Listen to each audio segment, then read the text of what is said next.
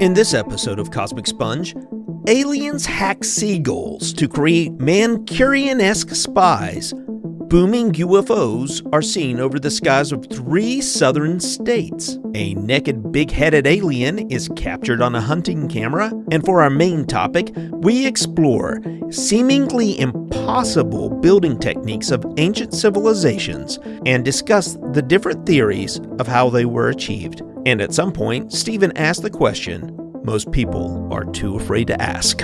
Where are you going to get to the part that they may be alien spies? You mean they're sent here from another planet to poop on tourists? Is that the secret nefarious mission of these drones or whatever they are?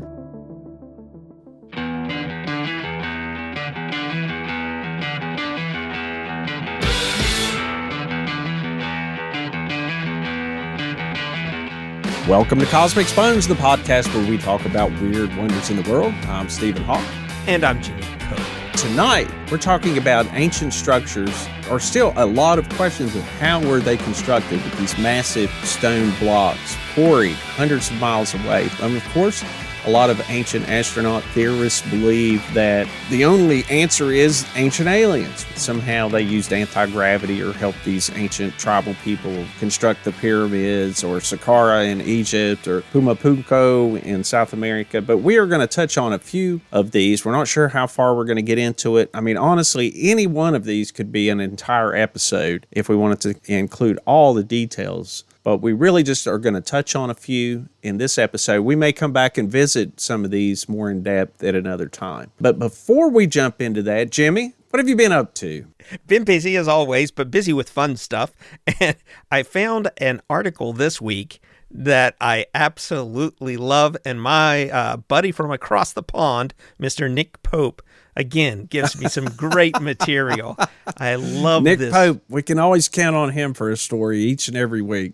Right. This comes to you from the Toronto Star. A UFO expert believes seagulls, the most hated birds on Earth, are actually alien spies. It starts out perfectly. Seagulls are the Rodney Dangerfield of the bird world. They get no respect. It says a seagull is basically Amber Heard in a high-end glider. So if anybody's been following the Johnny Depp, Captain Jack Sparrow and his ex. Okay, anyway, the author of this, the author goes on to give an example of how he had an interaction with a seagull, which sort of supports this idea. He goes on to say, my wife and I were once strolling through Venice and holding our hands at sunset. This was long before the mortgage and kids, when a hot liquid blasted my right temple. Ah! I instinctively reached for my face. Upon glancing at the mysterious substance on my fingers, which was gloopy and flaxen, I declared, someone threw hot mustard on me. My wife sighed, retrieved a Kleenex from her purse, and nodded up. On a second-floor ledge, the seagulls were in twitchy formation, as if waiting for the doors to open on Black Friday. That wasn't mustard dripping down my cheek. That was seagull excrement. And there were more sorties in the offering if we didn't hightail it back to St. Mark's Basilica. Where are you going to get to the part that they may be alien spies? You mean they're sent here from another planet to poop on tourists? Is that the secret nefarious mission of these drones or whatever they are? Well, no, that's when we get down to Nick Pope, who enters the story. An expert identified as Nick Pope, who worked as a government advisor on alien issues. As Pope explained, if aliens want to hack into and control a living organism or construct a drone that's a perfect mimic, it would be best to choose something ordinary and ubiquitous, like a seagull. Something you wouldn't normally pay much attention to, but all the time it would be spying on us, recording everything, and sending information about us back to the alien home world. The author says, I'm not saying this fellow needs a drug test. But why would aliens entrust sensitive intel gathering to seabirds that lose their minds in the presence of French fries? I love this writer. Nick Pope, man. I that alone is a security risk. Have you ever watched a seagull hop around a picnic area, scavenging for scraps? Well, see, that's part of their game, right? They want you to think Yeah, that that's all they're doing. He says there's nothing about that bobbing head and blank stare that hints at espionage. Oh my God. Well, I don't know. I don't know if I could buy into seagulls are spies from other worlds, but I sure do love this story. I'll put it on our Facebook page. Yeah, several years ago, I was at the beach, and I remember distinctly coming in from the beach, and we were getting ready to go out. Now, for some reason, my family had already left without me, like we're going to go meet somewhere. Anyway, I remember looking in my closet at the hotel, trying to decide what shirt to wear. And I'm like, I'm wearing this shirt, and I'm really pretty satisfied. I think we're going out to eat or something. I want it to look nice. As soon as I walked out of my room and I walked underneath a tree, a seagull pooped down my back. And I mean a massive spot. Yeah, they're like blind shit rats. I had no alternative but to go in and change after all that. I just read the last paragraph. Now, if Mr. Pope claimed that the 80s new wave band, A Flock of Seagulls, were cosmic emissaries, I might listen. Especially while recalling certain lyrics. A beam of light comes shining down on you. The cloud is moving nearer still. Aurora Borealis comes in view. Which song is that? Go. Is that the big song that they had? The guy had the flock of seagull haircut going on. Yeah, we covered that in the previous episode. Like a seagull. That's right. Yeah. So what do you have? You got anything good for us this week? I got a few stories. I've posted all of these on Facebook. My wife sent me a story this morning. I'll read this one real quick. A loud boom was prefaced by a streaking fireball spotted in 3 southern states, scientists confirmed Thursday. More than 30 people in Arkansas, Louisiana, and Mississippi reported seeing the exceptionally bright meteor in the sky around 8 a.m. Wednesday after hearing loud booms, Claiborne County, Mississippi, and surrounding areas, NASA confirms. Well, is that anything else? Here's one that a man snaps a naked alien in area believed to be a UFO hotspot. How did he know he was naked? Did he get like a picture of his junk? I would recommend going to Facebook right now. All right, I'm going to do that. And look at this story. Mm-hmm.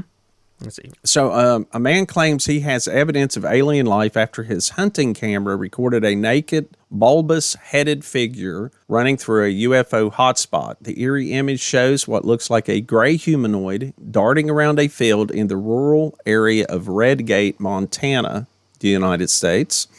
The hunter who took the photo, Donald Bromley, said he initially thought the creature was a person, but the more he looked at the image, he became convinced it had extraterrestrial origins. Okay. Donald's camera was set up in Redgate, which is a town near Deer Lodge, Montana, which believers claim is a beacon for UFO sightings and out-of-this-world experiences. All I have to say is if that is a picture of a naked alien, he is well hung. Frighteningly so.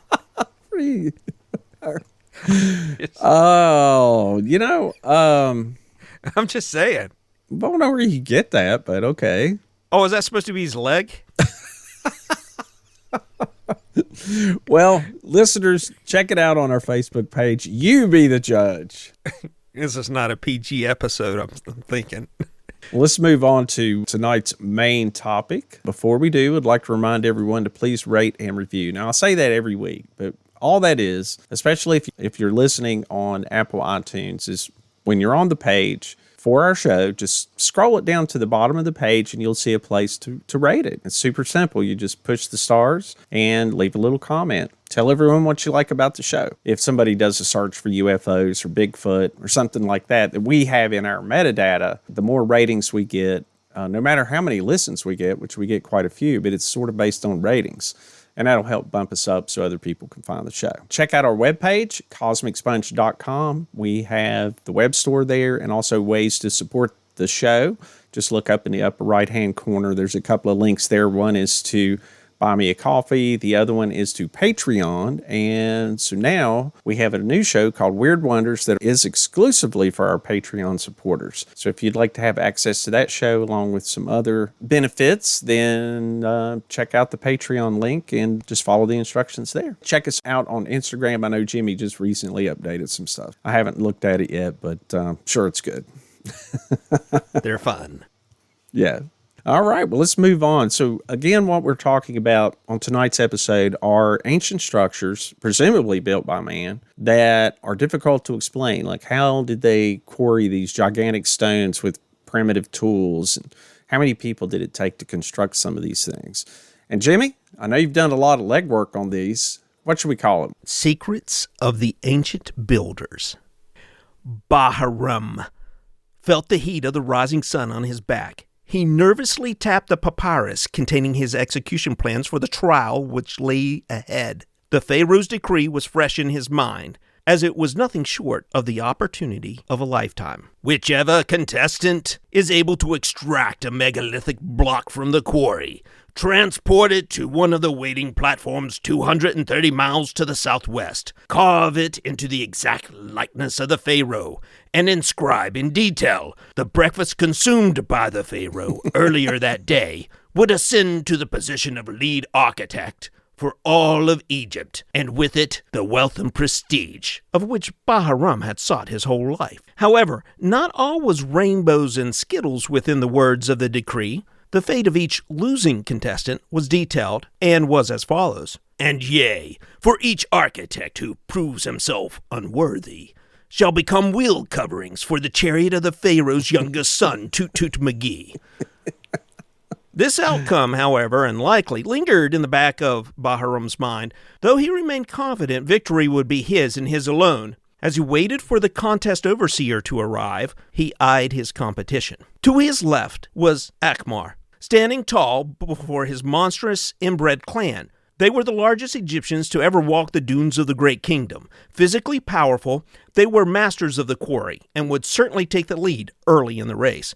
However, Akmar's clan could barely read, likely due to how far apart their eyes tended to be. So far apart, in fact, that on more than one occasion, members of his clan had been mistaken for fish while swimming. They also relied on brute strength to move the quarried stones around rather than leverage the techniques rediscovered in the scrolls of the ancients. This was Bahram's secret weapon. He intended to use those wooden rollers and sleds detailed in those scrolls to overtake his rivals on the months-long trip required to transport the stones southward, all but securing the win according to his calculations. Yes, Bahram could almost taste victory and would have been completely assured of the win if it were not for his competition a few feet to his right. Glurp Snarklap, a visitor from a distant land and constant pain in Bahram's ass since he first arrived, stood nonchalantly whistling a tune through one toothy maw while a second maw grinned from neck to neck. 3 of his 4 eye stalks stared unblinkingly at Bahram. In one wet tentacle, he clutched his light beam sword, which Bahram had seen in action once before and was well aware it might introduce a wrinkle into his well-laid plans.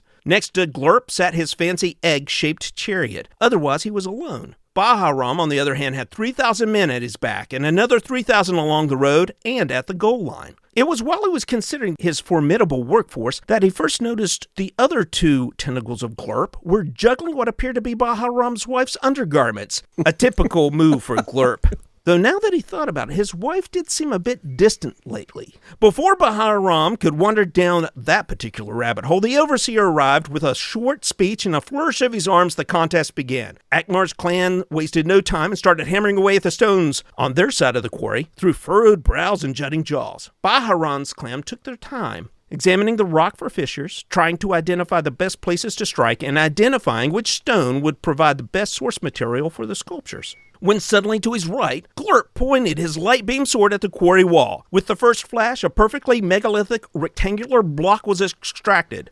A second flash, and the stone took the exact form of the pharaoh. A third flash produced the most vibrant, grammatically perfect arrangement of hieroglyphics depicting a fruit salad coupled with a scrambled egg and freshly squeezed juice. Glurp jumped into his perfectly white oval chariot, which shot a beam out to the sculpture, lifting it effortlessly off the ground before speeding out of sight to the southwest in a matter of seconds.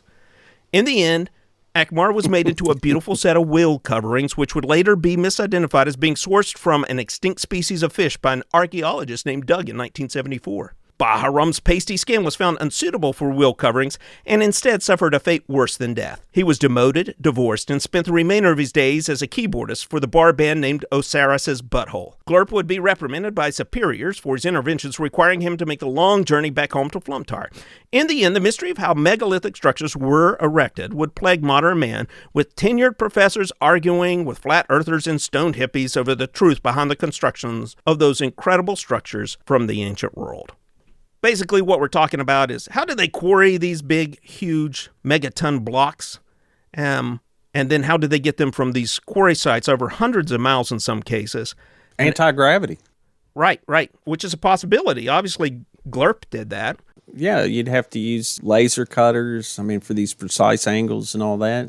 Right. We can't rule it out. I don't think we can rule it out, right? So we want to look at that and see if we can identify what technologies, if any, that we've identified that they did have access to. And if they didn't have access to the technologies required to move these blocks, to cut these blocks, to shape them, sculpt them, lift them into place, then we have to consider some of these more extraordinary offerings. Where do you want to start? Well, we started our intro there in Egypt. Maybe we want to start in Egypt? Yeah, what we want to look at here is just a few facts about some amazing buildings and structures from our past, our ancient past. One of the oldest, of course, is the Great Pyramids of Giza. While we're talking about this, we're going to look at the claims of ancient aliens, TV show or ancient astronaut theorists that believe that the only way the pyramids could have been constructed was with the help of extraterrestrials, or that extraterrestrials themselves had built the pyramids,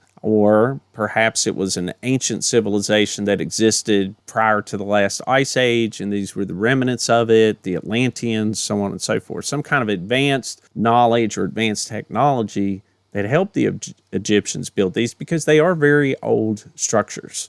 Currently, archaeological experts believe the Great Pyramid of Giza, which is the largest Egyptian pyramid, and the tomb of the 4th dynasty pharaoh Khufu, was built in the 26th century BC during a period that they believe now to have taken about 27 years. Now, that's shifted over time. I know there have been some scholars that believe it took up to 60 years to construct it, but that's where they're at now. It is the oldest of the 7 wonders of the ancient world and the only one to still remain largely intact. And of course, that was written by Herodotus back in, 360 BCE, I think. The pyramids were 2,000 years old when he wrote about them, over 2,000 years ago. It was the tallest building for 3,800 years.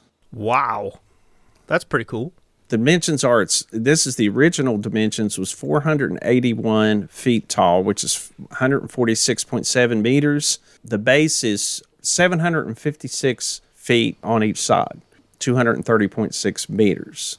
The pyramid was built quarrying an estimated 2.3 million blocks for a total of 6 million tons. Now, each one of those blocks, they varied, but on average was 2.5 tons each block. Can you imagine a construction worker back in those days? It's like, honey, you're going into work. What are you doing this week? Same thing I was doing last week. Same thing I was doing last year this week. Same thing I've been doing the last 20 years this week. Yep, scooting a block up a ramp. Same thing, woman. I'm moving these big stone blocks. That must have sucked. I want to get a different job. The Great Pyramid has been determined to be 4,600 years old. It's based on archaeological and textural evidence and radiocarbon of the organic materials found in the pyramid, and also in some organic material that's been found in the mortar.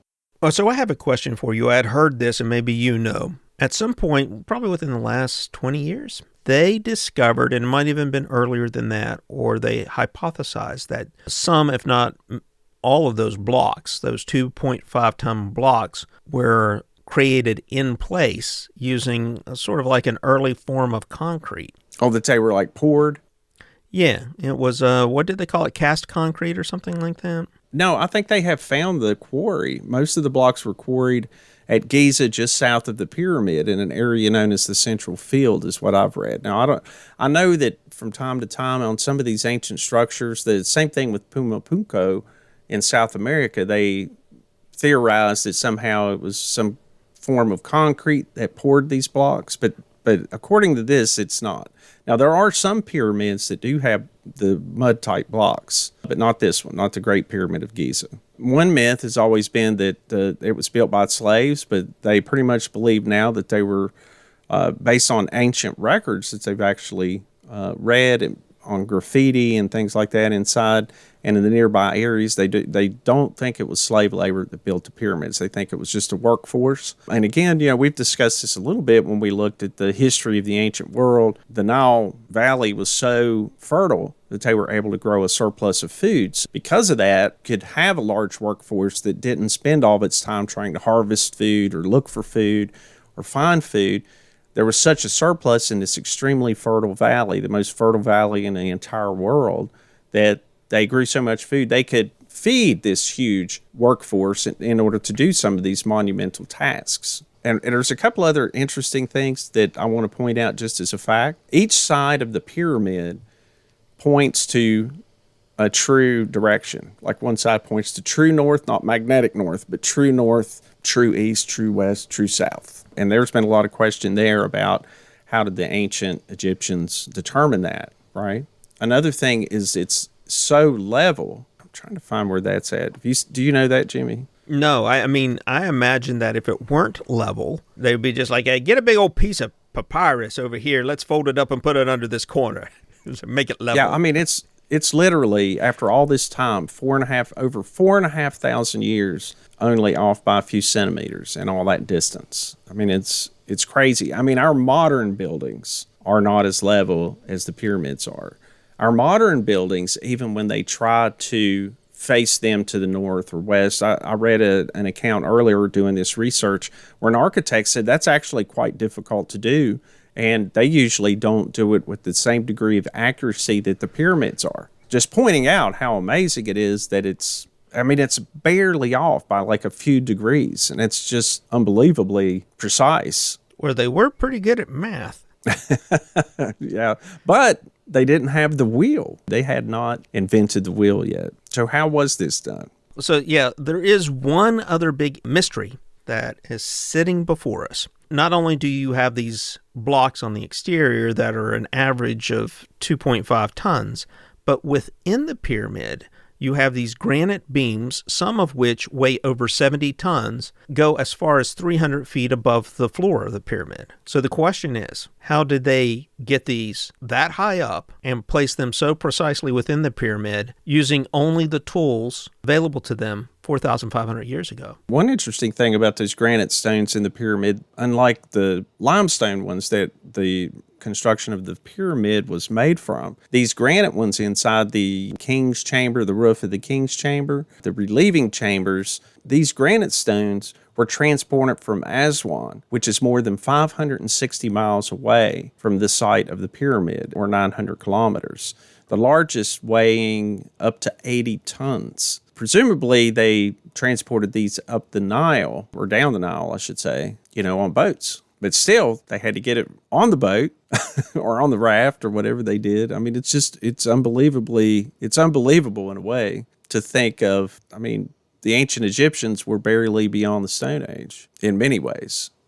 So the question is, how did they get them from the quarry? Do we have any ideas? I mean, the easy idea is aliens. Aliens did it. Well, I think a lot of times when we default to ancient aliens, and admittedly, this is an amazing structure, but I think sometimes when we just default to ancient aliens, it's not doing our ancestors justice, or the ancestors of the ancient Egyptians. We have geniuses today, right? Architectural geniuses. We have super smart people today that can figure out how to do amazing things. There's no reason to believe that we didn't have super smart architectural geniuses 4,000 years ago. Yeah, so I have seen various explanations about how this might have been done, from placing them on rollers. So they may not have had the wheel, but they could throw logs down and have these big stone blocks be rolled across these logs and just move the logs from the back to the front and just keep that process up. And it would take a long time, I imagine, to get it from the quarry to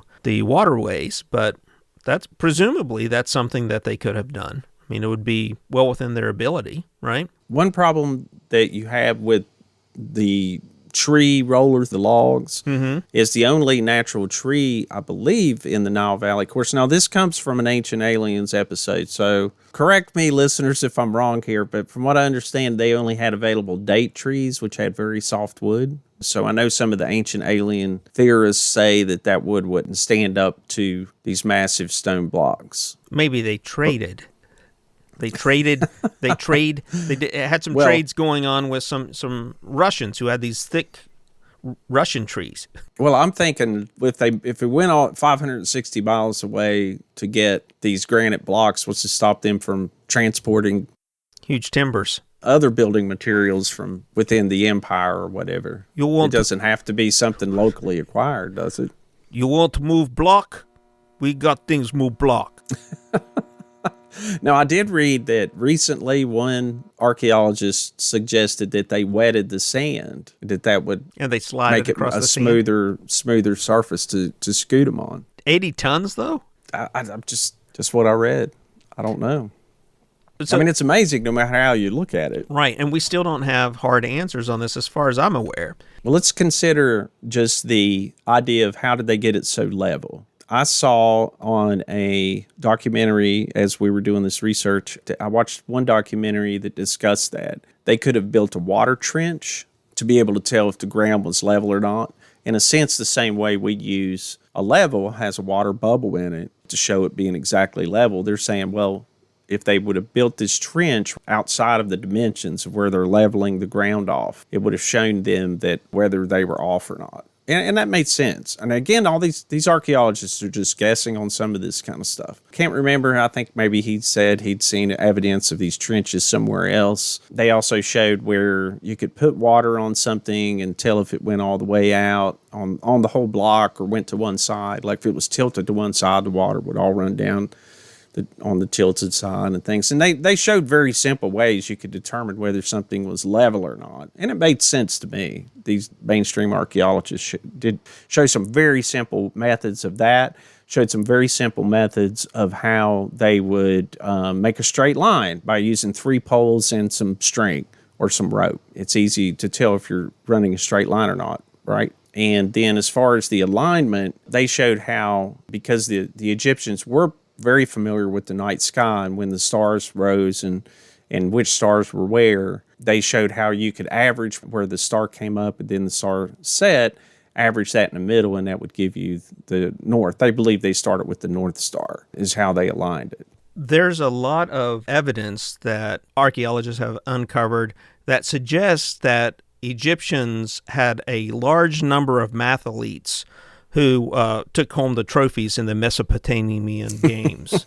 So I just think they're clever math nerds in Egypt. Yeah. So there's one more thing, it's getting the blocks in place within the pyramid required them to get those, and we're talking about those 70-ton granite beams. Those were as high as 300 feet in some cases. Now, in order to get them up to that level on the pyramid, it would have required a ramp of significant stature. So much so that they just couldn't see how it was possible that they could do it until recently a paper came out where they had discovered ramps at the quarry. At the quarry, these ramps had these 50 centimeter in diameter post holes. And they believe what they would do is they would put these post holes in the ground or within the sides of the ramp and use those as pulley systems to help them lift or lower these blocks from the quarry.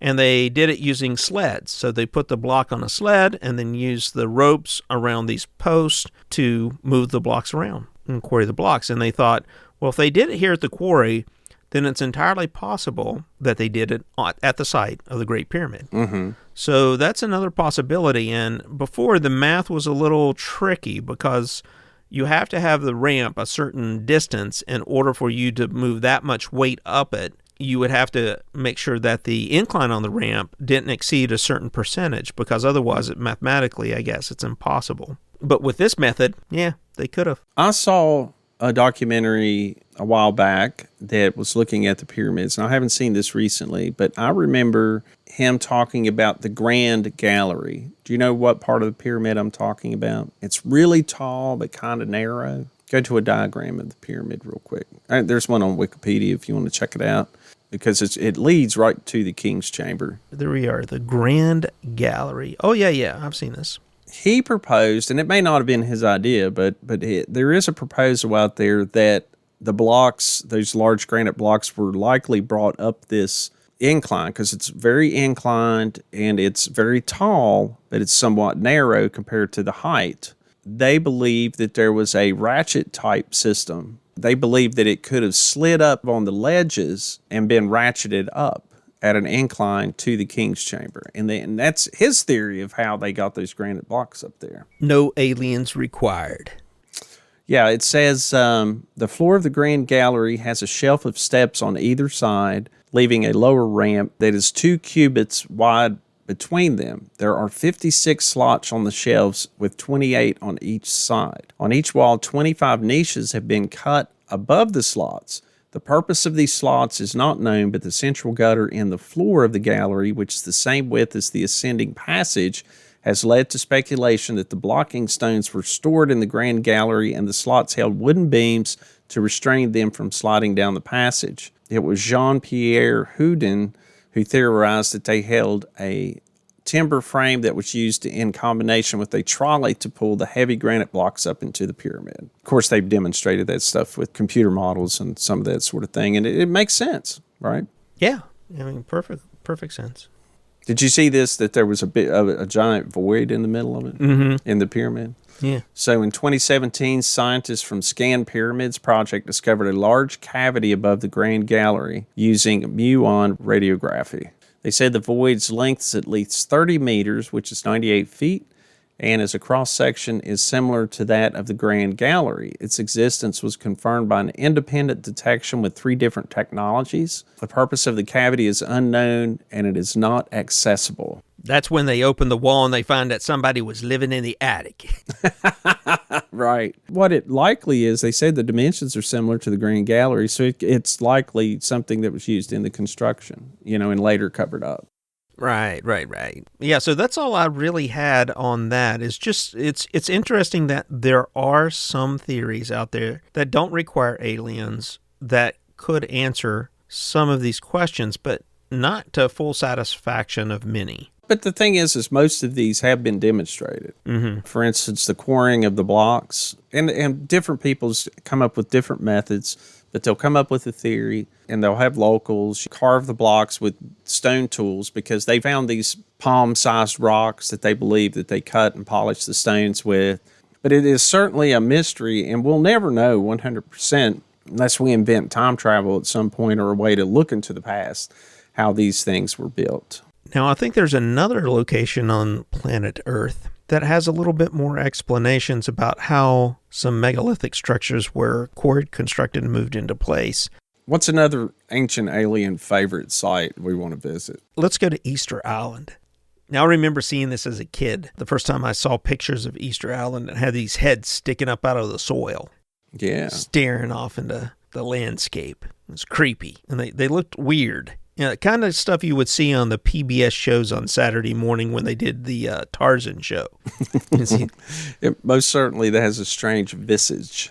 Yeah. Yeah, so Easter Island, currently in modern times, it's a special territory of Chile in the southeastern Pacific Ocean. That's the southernmost point of a Polynesian triangle in Oceania. The island is most famous for its nearly 1,000 monumental statues called Moai, which were created by the early Rapa Nui people. And it's also a World Heritage Site. It gained that status in 1995. They are descended from Polynesians, the Eastern Polynesians. Experts disagree on when the island was first inhabited by the Polynesians. They say there's evidence that the Polynesians arrived around the year 800. They found some data in 2007 Some others suggest that it was closer to 1,200 years ago. Now, the first time the Europeans arrived was in 1722, and it was a Dutch ship. And they're the first ones to record, of course, the odd statues, mostly 1,000 of these all over the island. The island's population was estimated to be between 2,000 and 3,000 people.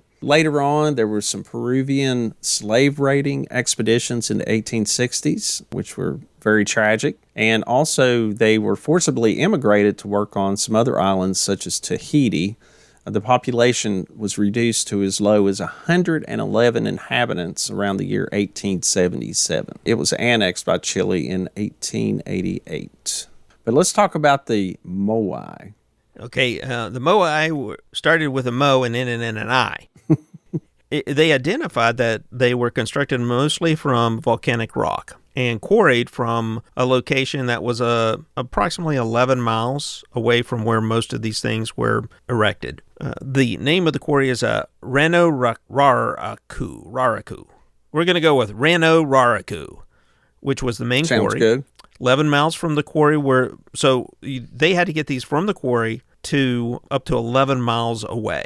One thing interesting about all of these is most of the statues are facing in toward the island, except for one row that is on a platform that's facing out at the ocean. But almost all of the statues are facing inward. Now, in some places, there's just statues scattered around the island. The oral tradition says that these statues walked to their locations, to their final resting place or wherever they were put, which, of course, we have to consider the ancient alien some type of strange paranormal thing that the statues actually walk themselves and from the quarry to the to the sites. To lend a little bit of credence to that, there are a lot of discarded statues that are lying face down alongside the roadways that were utilized to move these things across the island. Which really means they were probably just drinking too heavily, and as they were trying to walk to where they were getting to go, they just fell over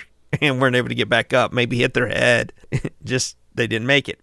Why it's called Easter Island was in 1722 when it was Dutch navigator Jacob Roggeveen. On April 5th, it was the first European to find the island and named it Easter Island because he found it on Easter Sunday. When he visited the island, most of the statues were up as we see them today. About 50 years later, the next ones were two Spanish ships, and they also saw these standing idols, all of which were also erected at the time. But now only 4 years later, the British explorer James Cook visited Easter Island, and he had reported that many of the statues had been toppled over. There's some speculation about that. And then I think almost all the statues had been toppled as the years went on by the time you get to the 19th century. There's a movie out about the bird cult that existed on the island at the time, and they believe that with all this mixture of Europeans, diseases got there. There were some hard times on the island. You just saw like a different faction come to power. That's why they toppled the statues, because they represented a type of ancestor worship. So I guess that was maybe the faction's ancestors that wasn't their ancestors. I don't know. But for whatever reason, sort of political reasons, I guess, in a way, is why these they believe the statues were toppled over. But let's get into the construction of the statues, how they were transported. Was it anti-gravity? Was it ancient aliens? I saw a story recently that they found a Moai on Mars. Did you see that? Oh, no, I didn't see that. A Moai on Mars. Possible that, these statues came from some Mars inhabitants, or maybe some of the Polynesian people from Easter Island were transported to Mars to keep on carving these Moai. Or they came from Mars. They could have. And maybe they're older, way older than the inhabitants of Easter Island, that they were already there or something, right? Maybe. This is all news to me. I'm sort of stunned. Like, Martians are actually the Moai. That's something like that. So did you say that did you see that they had excavated because when I grew up I thought there were just heads on the island, right? Yeah. But then they excavated below the heads and found that through layers of sediment, some of these things were like 33 feet tall. Yeah, they have almost their whole body from the waist up. All of them do. And we're used to seeing them from the neck up, except for, I guess, are the ones on the platform. We see those from the waist up. Yeah. But the ones that you see on the ground, you think are just the neck up. They're not. They're actually half a body there. And what they're covered with is sediment. And there have been claims made by people, and I think it's legitimate to bring them up, regardless of who the person who's making the claim, will say it's Graham Hancock, for example, makes the claim that this is sediment. And it's not him making the claim. It's actually geologists who've been on the island and said, yeah, this is sediment. And the date and timelines for when classic archaeology is saying these Moai were constructed and put in place don't line up with the sedimentation around the structures themselves. At the platforms, it's interesting to note that under the platforms or around the platforms are the buried bodies of some of the villagers. Some suggestions have been that kings, old kings of the previous generations, were buried underneath the platforms, and then the Moai, which represented their spirits, was erected on top of them, and they face inward to the island to look over the villagers and the villages as like protectors. Because they are descended from Polynesians, and they know a lot more about the Polynesian beliefs, they're able to kind of fill in some of the blanks. They know there was a bird cult on the island itself that they brought with them that also exists in some other things. In fact, the architecture itself of the style of these carvings are similar to the Eastern Polynesian, some other carvings. Now, not as massive, but the belief is that it's ancestor worship. For instance, I erect the statue to represent my grandfather or my father. They put these eyes on some of the statues. They included these eyes, but they have found archaeological evidence of these stone eyes that are painted. They would put the eye over the eye socket, and that would be during a certain ritual or ceremony that the spirit of my ancestor is going to enter this statue and then remove it. He'll be in there, and then they would do their ceremonies and rituals and things in front of these statues. And you're absolutely right. It was the ancestors looking back on the village, taking care of them. But then they also pointed out that's why perhaps some of the older ones were toppled and some of the newer ones weren't, because those were old ancestors. That's not my ancestor, right? It's like, hey, get out of here, boomer. Yeah, exactly. It's like, hey, I don't know, you're my neighbor's ancestor. He's not around anymore, so we're going to knock you over. We're going to make room for my ancestor. Tired tootin'. Get out of here, old man. So, Jimmy, how do you think these Moai who were carved in this volcanic rock in that quarry, which there's still some unfinished versions there, and like you had pointed out, some along the way that didn't make it, how is it suspected they were transported? Well, until you brought up the bird cult, I had found a place in which I'm going to post on our Facebook account in just a second, where some scientists had decided, okay, let's see if we can create one of these Moai using only the tools that would have been available to the natives of the island, and then transport it from this quarry site out to, or transport it over some amount of distance. I don't know that they covered a distance from the quarry to like 11 miles out, but they just wanted to cover enough of a distance to assure them that it was something that was doable using only what was available. Now that you brought up the bird cult, I'm back onto the alien theory, because if they worshipped seagulls, perhaps. It's all connected, It's all man. connected. It's all connected. I'm getting out my yarn and my pins.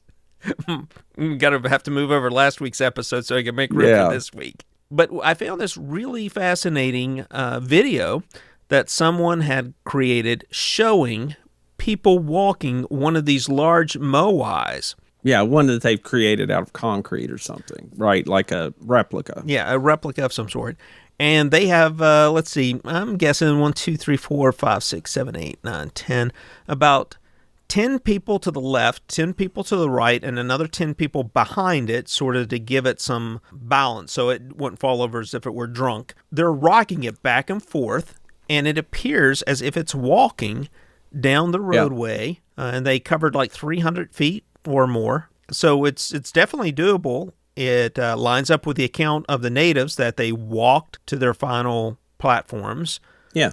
And, yeah. That makes sense. Of course, now the ancient alien theorists will point out that Easter Island has no trees. It doesn't have any trees today, but we have archaeological evidence taken from doing core samples on the lakes. There's some crater lakes on the island that shows pollen from some trees. So actually there were, they believe, quite a few trees just a few hundred years ago. If they didn't walk them, or if they needed some kind of wood or tree bark to make rope, they most likely would have had wood to make rollers or sleds on Easter Island at the time these statues were constructed. Exactly. In fact, the movie about Easter Island and the bird cult, what's that called? It's real cool. Have you seen it? I think it's called A Flock of Seagulls. No, I haven't seen it.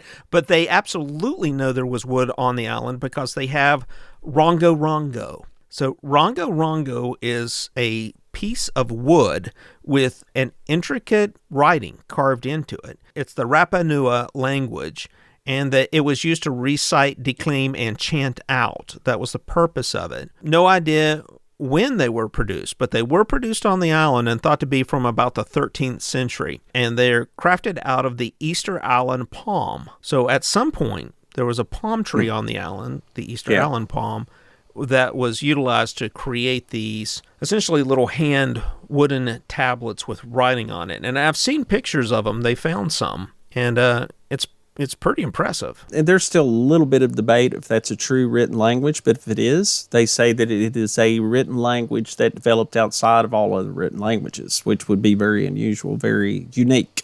I did see some linguistics refer to it as they thought it was more likely proto-writing. Right. Mm-hmm. So whatever that means.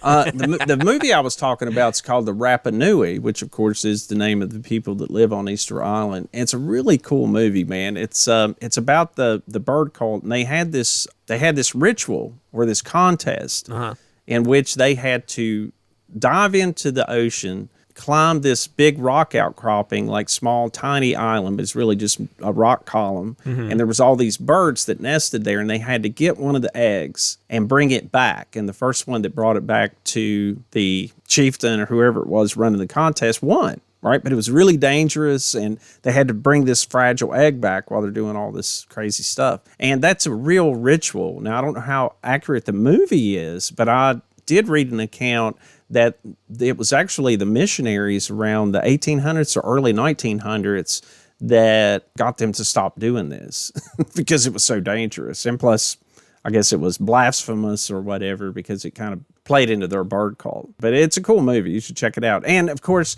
in the movie itself, they show them, like another faction, building the Moai and chopping all the trees down. It's sort of an ecological thing, like, oh, we chopped the last tree down to move the Moai out, kind of thing. It's like, well, now we don't have any more trees. There's different reasons why they think the trees are gone, not necessarily that they chopped them all down to move these statues, but they're also introduced the Polynesian rat, which they said contributed to the demise of the trees, and it could have been disease or anything that could have caused that.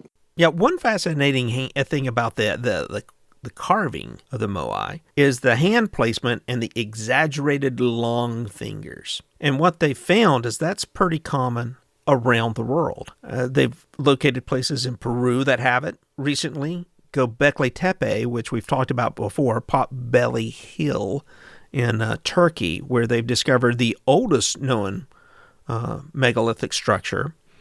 Mm-hmm. They dug those out, and now it appears as if these T-like structures are really representative of people because they have arms down by the sides and folded over their bellies in some of the very similar positions.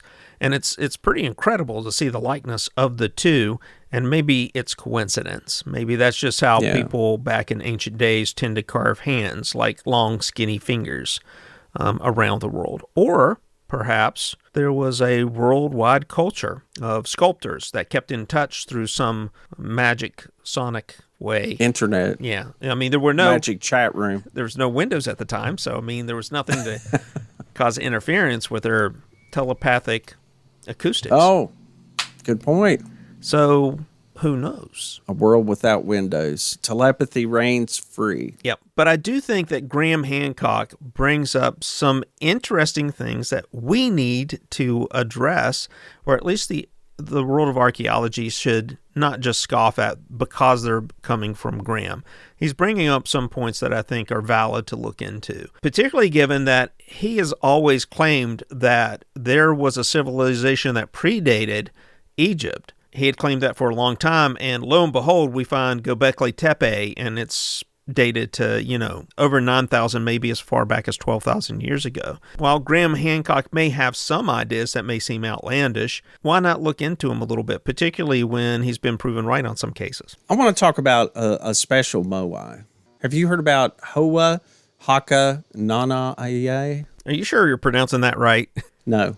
Hoa Haka Namaya. Sounds like some snot or something. I've heard of Tukaturi, who looks nothing like the other Moai. Okay, I know which one you're talking about. Let's talk about this one first. I didn't know there was another one that was different. This is going to be good. So this one, in the Rapa Nui language, it's been variously translated to meaning breaking wave, surf riding, or surfing fellow, or lost or stolen friend, or hidden friend. And also it's been translated into doing robberies or mockeries, something like that. And most people like the idea that it's a stolen friend, because this particular statue existed inside an enclosure that was either built around it or it was transported in there and set up. It was fully painted, as we know some of the earlier ones were. One thing that's very different about it, it's very prominent, it's in very good shape, it's still around. It has some writing on the back. It has some petroglyphs all up and down the back of it, which also confirm that it plays into the bird cult. There's two large forms of the birds on it. So this statue was found in 1868 by officers and the crew of the British Navy Royal ship, the Topaz. When first seen, it was buried up to about half its height or even more. It was dug out, dragged down from the Rano Cowie on a sledge, and rafted out to the ship. It was photographed while on the Topaz was docked in Chile from the back and the front, and at that time you could still see the paint on it, but whenever they took it out of the enclosure and took it to the ship in the waves in the water, it washed most of the paint off of it. At the time, Commodore Richard Ashmore, captain of the Topaz, wrote to the British Admiralty offering the statue along with another smaller Moai known as Hava. Anyway, the Admiralty offered the statue to Queen Victoria, who proposed that it should be given to the British Museum. And it was mounted in a plinth and exhibited outside the museum's front entrance. During World War II, it was taken inside, where it mostly remained until 1966, and now it's out on display in the British Museum. Like I said, it's very unusual because of the petroglyphs on the back. They specifically went after this one because it was very well preserved. The people on Easter Island now want it back. They said it was stolen. Now, when you were talking about the language that had told them what they thought this Moai represented, did you say wave rider or something like that? Mm-hmm. And then like thief or bandit or something like that? Hoahaka Namia. It says it has been variously translated from the Rapa Nui language, meaning breaking wave, surf riding, surfing fellow, master wave breaker, or lost or stolen friend, or hidden friend, or doing robberies. I have a lot of footnotes on those if we wanted to track down the actual translations, but I don't think that's necessary. I have a theory. I want to throw this out here. Based on that description, I think this is a statue of Patrick Swayze from Point Break. Point Break. Yeah, well, thieves, there you go. Right. It Surfing thieves. And the surfers, yeah. But it is pretty cool if you look at it, and unlike all the other ones, it has all these carvings and petroglyphs all on the back of it. It was painted originally. It was all white and had this red painting that made the petroglyphs kind of stand out, and very prominently on the back, on what you would maybe consider the two shoulder blades, are two birds facing each other. Again, playing into the bird call. I bet you that writing spells out Patrick Swayze. Could very well do that. I don't know. And time travel or something, right? Yeah, for sure. Patrick Swayze Sr. So anyway, back to where we were talking about the transportation of these. I mean, often you'll hear the ancient astronaut theorists say, well, there's no wood, there's no way to build a sled. Most likely there were trees and there was wood available. They could have built sleds. It's very likely that they did walk the statues there, as Jimmy had described. There's been plenty of anthropologists that have gotten just a handful of volunteers and made these replicas. In fact, there is a replica there on the island even today, where one of these documentary shows, like from the History Channel or something like that, where someone went in and just demonstrated that it could be walked that way, like having 4 corner ropes on it and then just going back and forth and rocking it forward.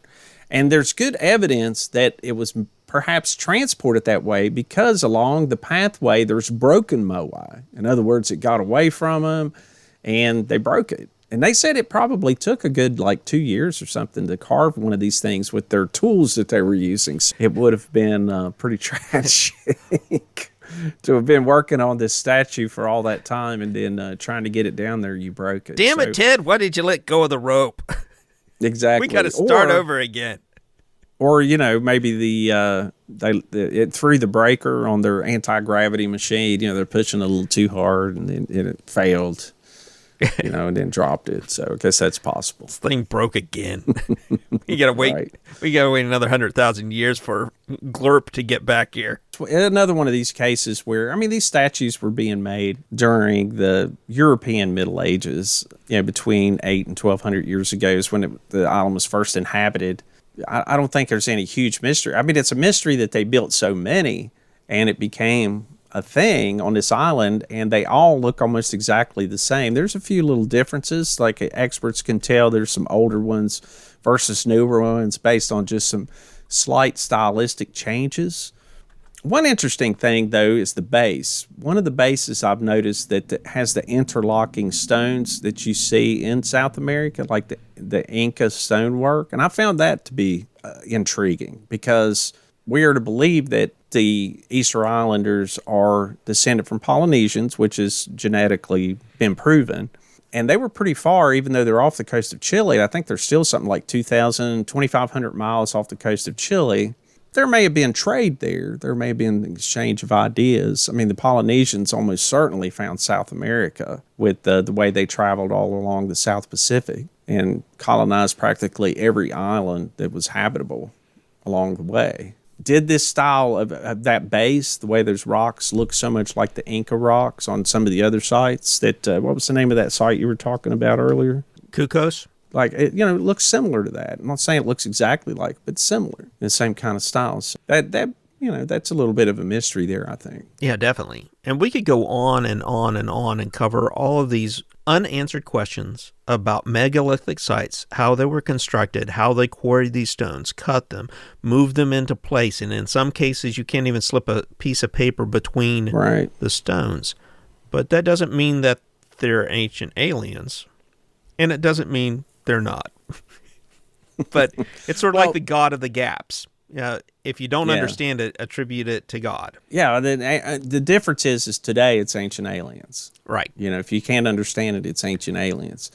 My only problem with ancient aliens, and I'm very open-minded about UFOs and ancient aliens. In fact, like I've said on the show before, I wouldn't be surprised if they exist, some kind of beings that are with us today with the sightings and stuff, that they haven't always been here, always been a part of our history somehow. But when it comes to these ancient sites, I'm not convinced that they had anything to do with the construction of them. And I know there's some other sites that have just these incredibly massive stones that weigh 800 tons, 1,000 tons. Or we have, like at Pumapuco, the precisely polished rocks that have these small holes and channels and angles carved into them. It looks pretty amazing on the surface. Looks very modern. The problem I have with the ancient astronaut belief in all these things is we're always led to believe when you listen to the ancient astronauts or watch the show, and they're a lot of fun. But the truth is, if you listen to them carefully, they contradict themselves on every other show. Just depends on what they're talking about that week. But they've gone from saying that this site's 10,000 years old to saying it's 1,500 years old. It just depends on the narrative they're trying to talk about that particular week, right? There's plenty of examples. If you just do a little bit of research on the internet, you can find all kinds of debunking on ancient aliens. But one problem I always have is they always want to say this was a landing pad for an ancient alien. Like this was their base. Like Pumapunko is 11,500 feet in the Andes. It's way high. This was an original base for when they first came to Earth to have an expedition and explore. And I get that. I think that would be very logical, right? You build like a home base or a little colony base while you're doing your studies. You're going to be there for a year or two to catalog everything or whatever you would be doing if you were an advanced civilization visiting an alien planet. The biggest problem I have, though, is the only thing they ever find are cut and polished stones. We don't find any evidence of concrete, for instance, right? It's like, why did they not mix up concrete or something else, some kind of polymer? If you were going to, I would imagine a civilization that's far advanced of us would have some type of building materials or even a nail, right? Exactly. Or a super big gulp, from like an alien fast food joint or something. Yeah. There would be something else there that really couldn't be explained. It's difficult to imagine ancient man barely above the Stone Age grabbing these rocks from many miles away and hauling them up mountains and polishing them and cutting at these precise angles. But it can be done, right? But they've just never, ever found anything like, if they dug up, my point exactly, like you said, a big gulp cup. I mean, they've never, ever dug up, not one time has anything been discovered that truly can't be explained. I mean, we're looking at natural rock. We can go to the quarry. We can see where it was quarried. Now, if there was a rock that was quarried in England, truly, and not just some made up something, but say something that was made in England, like let's say blue quartz from some quarry in England and it turns up in South America, then, hey, it's something to think about. That would be weird, right? But you don't get that. I mean, you get stuff being transported from far away, but it's still within the region, and there's still means of being able to do it. It would be difficult. It would take a lot of people, take a lot of resources, but it could be done. And it's been demonstrated that it could be done with the tools and the means that these ancient peoples had available to them. Yeah, the thing I find interesting that fascinates me is those cases where they have looked at a particular megalithic structure or parts of it. They've identified where it comes from, but they can't figure out, even with the utilization of modern machineries, of how you would transport it from point A to point B. Oh, that's true. And that's fascinating. I mean, something that, of course, ancient astronaut like von Däniken, who wrote Chariot of the Gods, he points out how when they were building Lake Nasser, that those huge Egyptian statues that were all one piece had to be cut and transported block by block by these massive cranes. It's like we didn't have the technology to move even one of these statues with our modern technology. So how did ancient peoples do it? I mean, that is a good question. How did they do it? Anti-gravity. I mean, to me, I don't think so. I think that we had clever people. And I mean, when you have one civilization that's focused on one goal, right? I mean, even if they're ancient, it's like, okay, everybody's going to work on this pyramid. That's what we're doing as a civilization.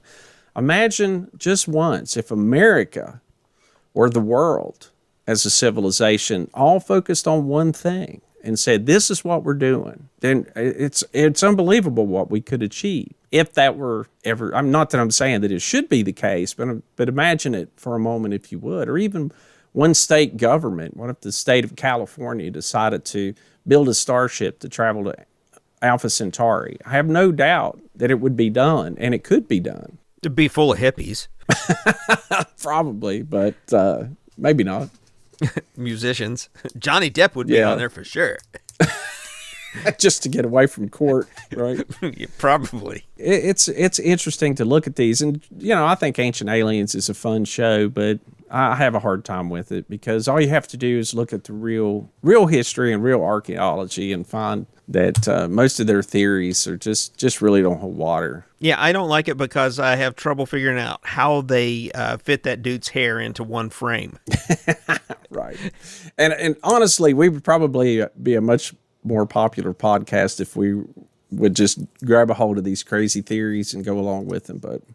And you know what, listeners, if you think I'm wrong, if you think there truly is something that has been discovered in the ancient world that's been dug up and just cannot be explained by any normal means, please email the show, firstcontact@cosmicsponge.com, and tell us why we are wrong. I would love to see that. I would love to find something that said 100% absolutely this couldn't be done by an ancient man. Right. Made in Alpha Centauri. Right. Well, all right, man. I think that's going to wrap it up for this week's episode. Jimmy, you got anything else? No, I think we covered it and beat it to death. All right. Well, with all that out of the way, this is Stephen Hawk signing out, and we'll see you next week. Jimmy Coe, keep your eyes to the skies and your feet on the ground. We'll see you next week. It would be interesting if they ever did dig up something. I mean, you're right, a trash dump, right? Yeah. If that was a landing pad for ancient aliens, right? Be like somebody's old sneaker, and that, yeah, or whatever equivalent of Nike's was. Maybe the latrine, though it might be creepy because you dig up the latrine and there are people in it. Because they've been eating people. That's what they eat. Yeah. All right, man. All right. Let's get out of here. All right, later. That's all for this week's episode of Cosmic Sponge. Please don't forget to rate and review us wherever you listen. It helps others find the show. If you have any questions or have a story you'd like to share, you can contact us using our email account at firstcontact@cosmicsponge.com. If you'd like to support the show, consider becoming a Patreon at patreon.com/cosmicsponge, where you get access to exclusive content, including our Weird Wonders, news, and stories released every week. To explore everything Cosmic Sponge has to offer, including other ways to support the show, head on over to our website at www.cosmicsponge.com. Thanks again for listening, and we'll see you next week.